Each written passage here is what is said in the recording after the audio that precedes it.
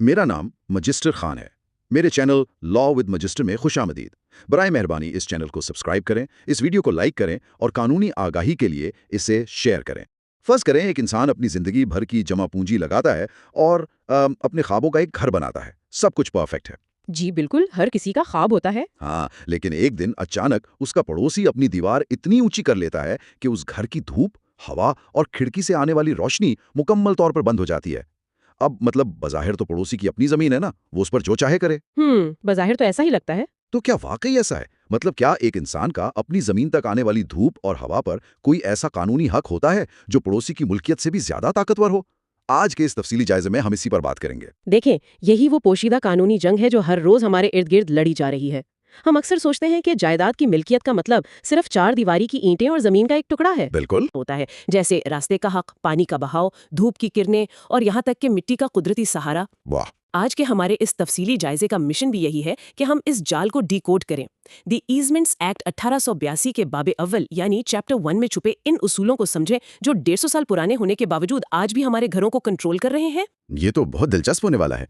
तो इस पोशीदा जाल को समझने के लिए हमें जरा माजी में जाना होगा। 1882 का दौर, जब यह कानून 1 जुलाई को नाफिज हुआ। सही। जब हम कानून के बिल्कुल इब्तिदाई हिस्से यानी सेक्शन 1 और 2 पर नजर डालते हैं तो एक बड़ी हैरानकुन बात सामने आती है। कानून के अल्फाज कुछ यूं हैं कि nothing herein contained shall be deemed to affect any law not hereby expressly repeal or to derogate from any right of the government. यानी हुकूमत को खास तौर पर दरियाओं, झीलों या आपाशी के मंसूबों के हवाले से एक मुकम्मल इस्तिस्ना दे दिया गया है। हुकूमत के हुकूक इस कानून से बिल्कुल मुतासिर नहीं होंगे। ये इस्तिस्ना किस मंतिक के तहत दिया गया? उस मंतिक को समझने के लिए ना इस वक्त के बर्रे सगीर के हालात को देखना होगा। 19वीं सदी के आखिर में बरतानवी हुकूमत पूरे खित्ते में नहरों का एक बहुत बड़ा जाल बिछा रही थी। हाँ, नहरी निज़ाम जो बना था। बिल्कुल। अब ज़राअत और लोगों की बका का मुकम्मल इन्हिसार उन आबी ज़खायर पर था। अब अगर कोई इनफरादी शख्स ये दावा कर देता कि चूंकि नहर मेरी ज़मीन के पास से गुजर रही है, इसलिए मेरा इस पानी पर कोई ईजमेंट या ज़ाती हक बन गया है जिसे हुकूमत भी नहीं छेड़ सकती, तो पूरा रियासती निज़ाम ही दरम बरम हो जाता। बिल्कुल ऐसा ही है। इसलिए कानून ने ये लकीर बड़ी सख्ती से खींच दी कि रियासत के पास पानी के बहाव को मोड़ने या तकसीम करने का हतमी इख्तियार रहेगा। वसी तर मफादे आमा पर किसी इनफरादी हक को हावी नहीं होने दिया गया। अच्छा, एक मिनट रुकिए। अगर सारा कंट्रोल और ताकत हुकूमत के पास है तो क्या एक आम किसान जिसकी नस्लें उस नहर का पानी इस्तेमाल करती आ रही हैं, वो पानी के इस्तेमाल का कोई हक नहीं मांग सकता है? नहीं, ऐसा नहीं है कि वो बिल्कुल बेबस है। मतलब उसकी तो सारी फसल ही तबाह हो जाएगी अगर रियासत अचानक फैसला बदल ले। देखें, कानून इस बात पर अंधा नहीं है। यहाँ पब्लिक प्रॉपर्टी यानी अवामी जायदाद और प्राइवेट प्रॉपर्टी यानी निजी जायदाद के हुकूक का फर्क समझना जरूरी है। वो किसान पानी इस्तेमाल तो कर सकता है और कानून के तहत रियासत पर लाजिम है कि वो मुनसिफाना तकसीम करे। सही।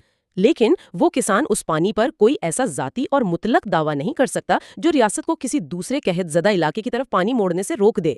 दूसरी तरफ जो रिवायती हुकूक या कस्टमरी राइट्स लोगों को सदियों से हासिल हैं, सेक्शन 2 उनको भी मुकम्मल तहफ़्फ़ुज़ फराहम करता है। अच्छा। यानी रियासत का हक सबसे ऊपर है, लेकिन अवाम के इज्तिमाई और रिवायती हुकूक को भी बेदखल नहीं किया गया। ये तो बहुत बैलेंस्ड अप्रोच है। बिल्कुल, यही इस कानून की खूबसूरती है। तो इसका मतलब है कि जहां रियासत शामिल हो वहां के उसूल मुख्तलिफ हैं, लेकिन जहां दो आम शहरी या दो पड़ोसी आमने सामने हो वहां कहानी बिल्कुल बदल जाती है। 100%। और यहीं से वो तस्वुर उभरता है जिसे कानून में ईजमेंट कहा गया है। बिल्कुल। सेक्शन 4 में इसकी तारीफ की गई है।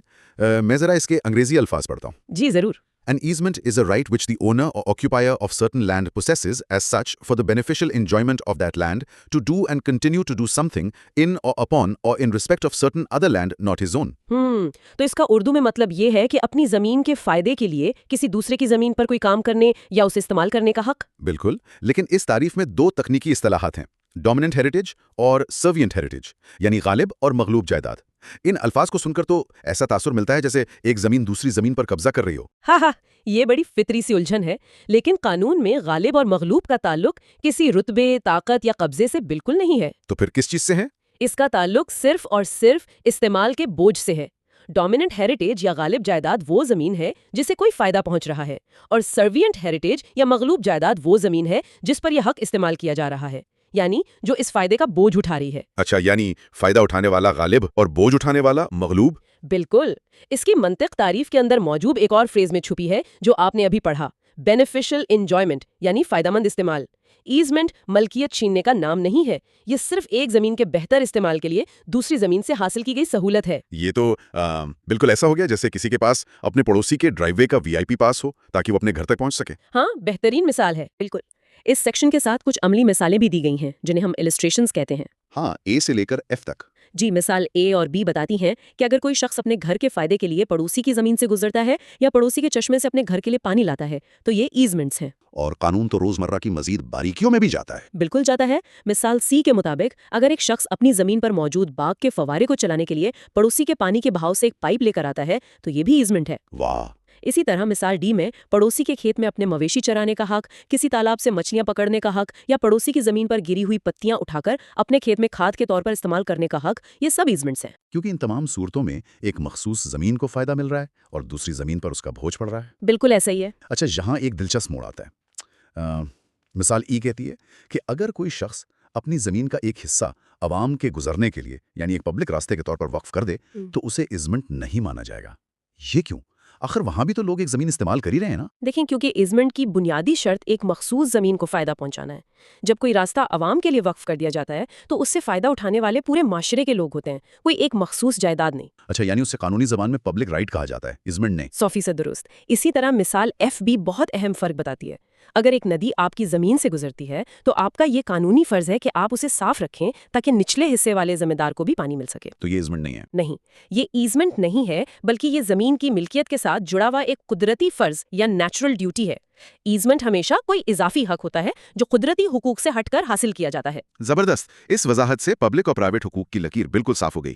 اب جب ہمیں یہ معلوم ہو گیا ہے کہ ایزمنٹ کیا ہے تو اگلا قدم یہ جاننا ہے کہ قانون انہیں ماپتا یا کیٹیگرائز کیسے کرتا ہے۔ بالکل، کیونکہ سارے ایزمنٹس ایک جیسے تو نہیں ہوتے نا۔ ظاہر ہے، کھڑکی سے روشنی کا آنا اور پڑوسی کی زمین سے پیدل گزرنا دونوں ایک طرح کے حقوق تو نہیں ہو سکتے۔ سیکشن 5 اسی کی درجہ بندی کرتا ہے۔ انگریزی میں لکھا ہے continuous and discontinuous, apparent and non apparent easements, یعنی مسلسل، غیر مسلسل، ظاہری اور غیر ظاہری ایزمنٹس۔ جی۔ یہ زمرہ بندی قانون کی سب سے خوبصورت بحث ہے۔ قانون نے ایزمنٹس کو انسانی مداخلت اور ظاہری شکل کی بنیاد پر بانٹا ہے۔ کنٹینیوس یا مسلسل ایزمنٹ وہ ہے جس کے استعمال کے لیے انسان کو بار بار کوئی عمل کرنے کی ضرورت نہ ہو۔ جیسے کہ سورج کی روشنی؟ بالکل، وہ اپنا کام خود بخود کر رہا ہوتا ہے۔ سورج نکلے گا، روشنی آئے گی، اس میں انسان کا کوئی عمل دخل نہیں۔ دوسری طرف ڈسکنٹینیوس یا غیر مسلسل ایزمنٹ وہ ہے جس کے استعمال کے لیے ہر بار کسی انسان کا کوئی کام کرنا ضروری ہو۔ جیسے پڑوسی کی زمین سے گزرنے کا راستہ، یہ حق تبھی استعمال ہوگا جب کوئی شخص باقاعدہ اس راستے پر چلے گا۔ ہاں، بالکل صحیح سمجھیں آپ۔ اور ظاہری اور غیر ظاہری یعنی apparent and non apparent category, اگر میں اسے سمجھنے کی کوشش کروں تو ظاہری ایزمنٹ وہ ہوگا جس کی کوئی باقاعدہ فزیکل نشانی موجود ہو۔ جی، جیسے زمین پر بنی ہوئی پانی کی نالی یا پائپ لائن جسے کوئی بھی سمجھدار شخص دیکھ کر جان لے کہ یہاں سے پانی گزرتا ہے۔ لیکن غیر ظاہری کیا ہے؟ یہ تھوڑا ٹرکی لگ رہا ہے۔ دیکھیں، غیر ظاہری یا نان اپیرنٹ ایزمنٹ کو آپ آج کل کے ڈیجیٹل دور کے کسی سافٹ ویئر کے بیک گراؤنڈ پروسیس کی طرح سمجھ لیں۔ اچھا۔ اسکرین پر کچھ نظر نہیں آ رہا ہوتا لیکن وہ بیک گراؤنڈ میں اپنا کام کر رہا ہوتا ہے۔ مثال کے طور پر آپ کو یہ حق حاصل ہے کہ آپ کا پڑوسی اپنی زمین پر ایک خاص حد سے اونچی عمارت تعمیر نہ کرے تاکہ آپ کے گھر کی ہوا بند نہ ہو۔ اب زمین پر بظاہر کوئی بورڈ یا لکیر تو نہیں لگی ہوئی جو یہ حق دکھائے؟ بالکل، اس کی کوئی ظاہری نشانی نہیں ہے لیکن یہ حق خاموشی سے پڑوسی کے مالکانہ حقوق کو روکے ہوئے ہے۔ یہ غیر ظاہری ایزمنٹ کی بہترین مثال ہے۔ اچھا، میرے ذہن میں ایک سوال آیا ہے، کیا ایک حق ایک ہی وقت میں دو مختلف خصوصیات رکھ سکتا ہے؟ مطلب کس طرح سے؟ فرض کریں ایک پانی کا نالا ہے جو ایک زمین سے دوسری زمین تک جا رہا ہے، تو کیا یہ ایک ہی وقت میں مسلسل اور ظاہری دونوں ہو سکتا ہے؟ بالکل ہو سکتا ہے، اور یہی تو قانون کی گہرائی ہے۔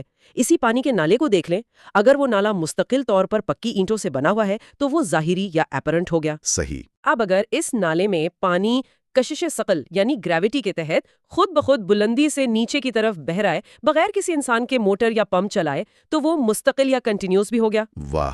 تو قانون نے ان اقسام کو اتنی تفصیل سے کیوں بیان کیا ہے؟ کیونکہ دیکھیں، جب مستقبل میں جائیداد بیچی یا خریدی جاتی ہے تو کون سا حق خود بخود منتقل ہوگا اور کون سا نہیں، اس کا فیصلہ انہی اقسام کی بنیاد پر ہوتا ہے۔ یہ سب جان کر ذہن میں ایک اور سوال ابھرتا ہے، اگر میں نے عام اپنے پڑوسی کو اپنے لان سے گزرنے کا حق دے دیا تو کیا اب یہ حق ہمیشہ کے لیے میری زمین سے چپک گیا؟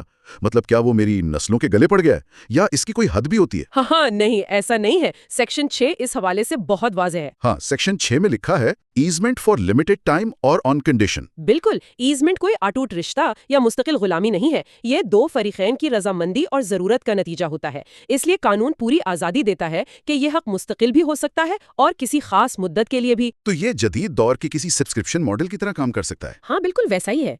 आप ये तय कर सकते हैं कि पड़ोसी को गुजरने का हक सिर्फ अगले 5 साल के लिए है या सिर्फ हफ्ते और इतवार को सुबह 8 से शाम 5 बजे के दरमियान है। क्या बात है। हत्ता कि ये किसी खास शर्त के साथ भी जुड़ा हो सकता है। मसलन अगर पड़ोसी ने फला मुकाम पर अपना अलग गेट बना लिया तो ये ईजमेंट खुद ब खुद खत्म हो जाएगा। अब इस सारी बहस का सबसे अहम और मैं कहूँगा फलसफियाना मरहला आता है, यानी सेक्शन 7।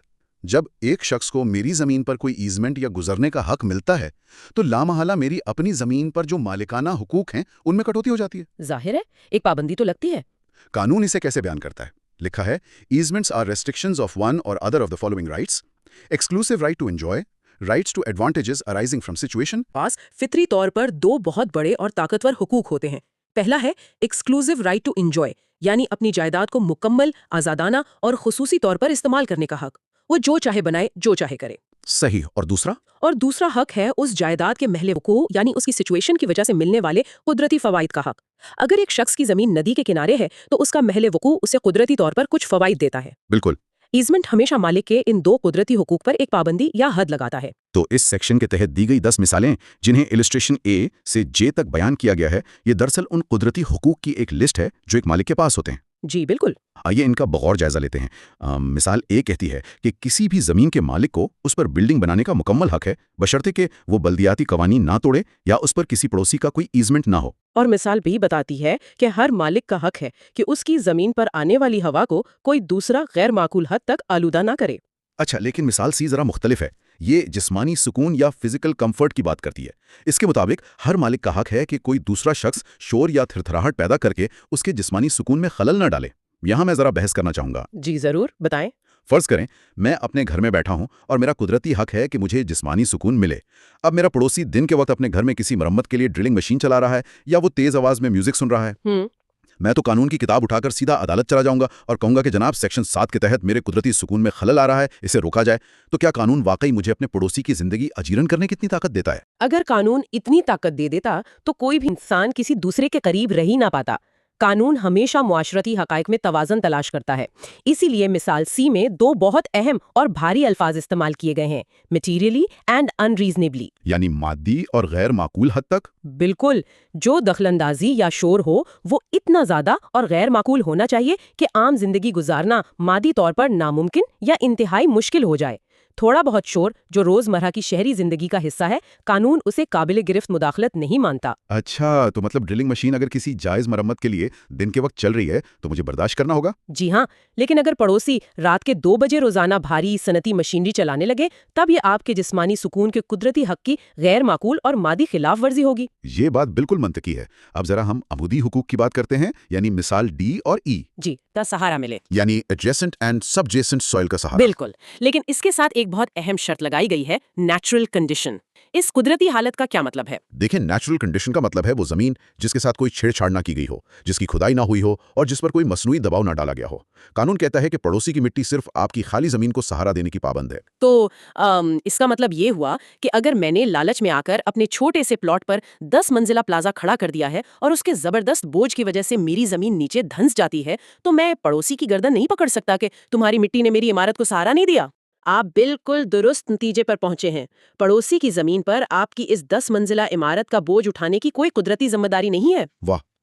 जब तक कि आपने पड़ोसी से उस इजाफी वजन को सहारा देने का कोई बाकायदा मुआहदा या ईजमेंट हासिल ना कर रखा हो, कुदरती हक सिर्फ जमीन की कुदरती हालत तक महदूद है। बेहतरीन। अब हम इस सेक्शन के आखिरी हिस्से यानी पानी के हुकूक पर चलते हैं, जो कि मिसाल एफ से लेकर जे तक फैले हुए हैं। पानी के हुकूक बहुत अहम है। बिल्कुल।